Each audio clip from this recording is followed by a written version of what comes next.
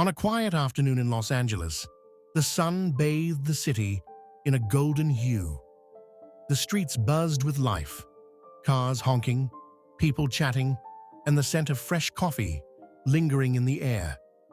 At a small cafe on Melrose Avenue, a man sat alone at an outdoor table, sipping his coffee in silence. He wore dark sunglasses, but even with them on, his identity was unmistakable: Clint Eastwood. The legendary Hollywood actor and director had an aura of quiet strength. Though age had softened his features, his presence was still as commanding as ever.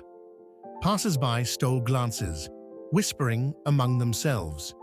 Some considered approaching, but hesitated, not wanting to disturb the icon's peace.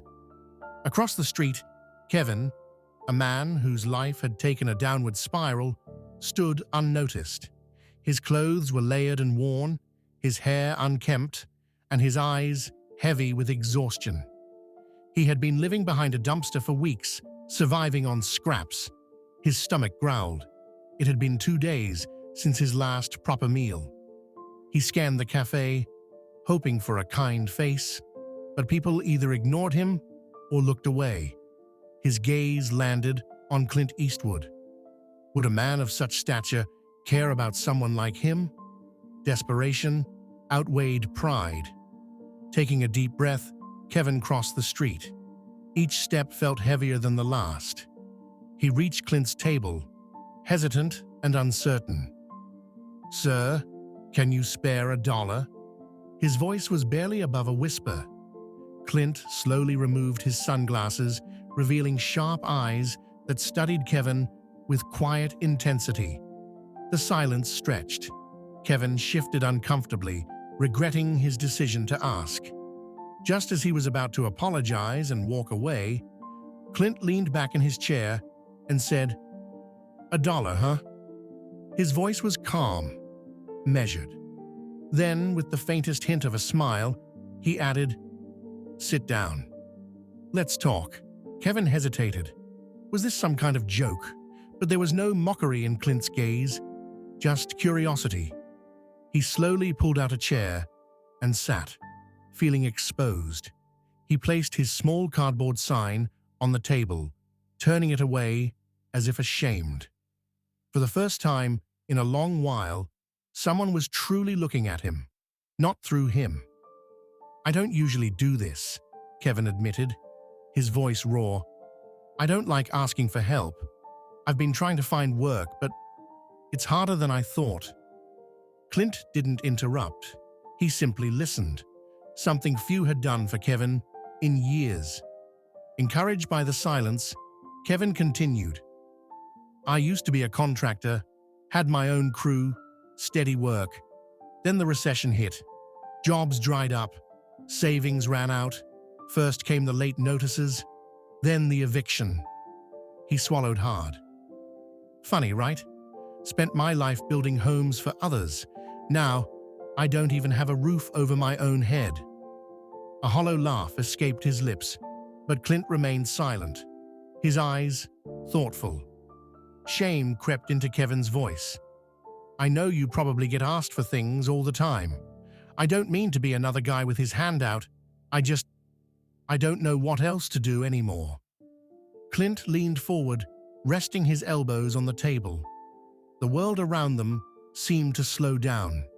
Kevin expected him to pull out $1 and send him on his way, but instead, Clint asked something unexpected. "What's your name?" Kevin blinked.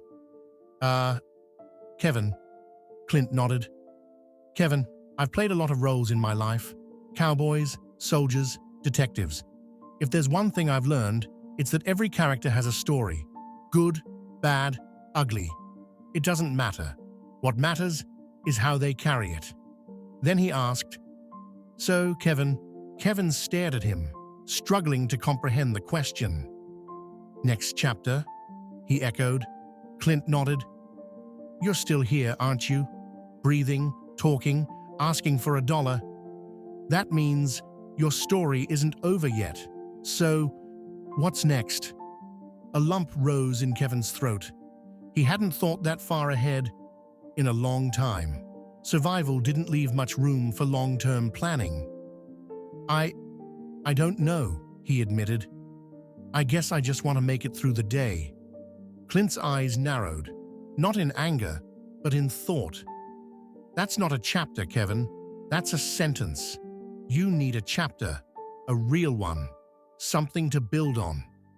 Kevin felt a mix of frustration and curiosity. Who was Clint Eastwood to tell him how to live?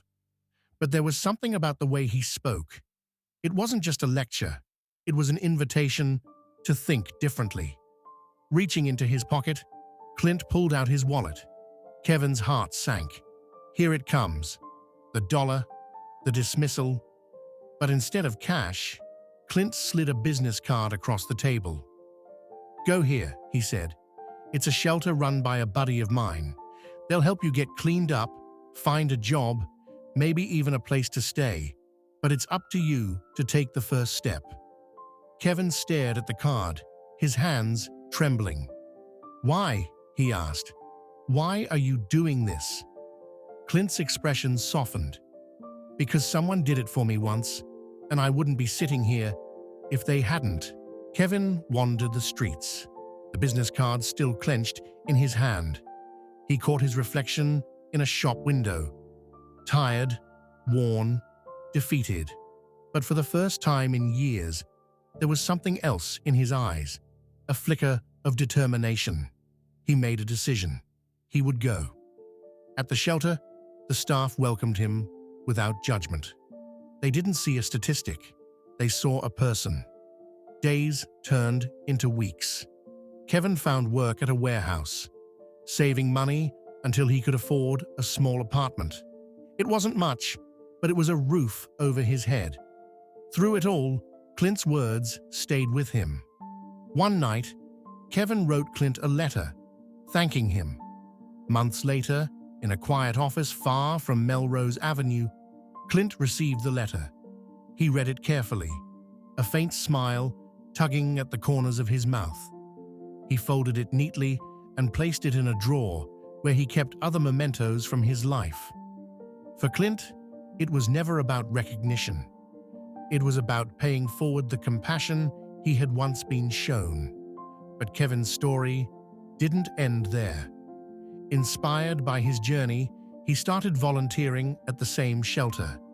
He spoke to others who were struggling, sharing his story, offering them the same encouragement Clint had given him. He had once felt invisible. Now, he was making sure others knew they weren't alone. And it all started with a simple conversation at a cafe on Melrose Avenue. If this story moved you, don't forget to like, share, and subscribe to our channel. Let's keep spreading stories that remind us of the power of compassion and second chances.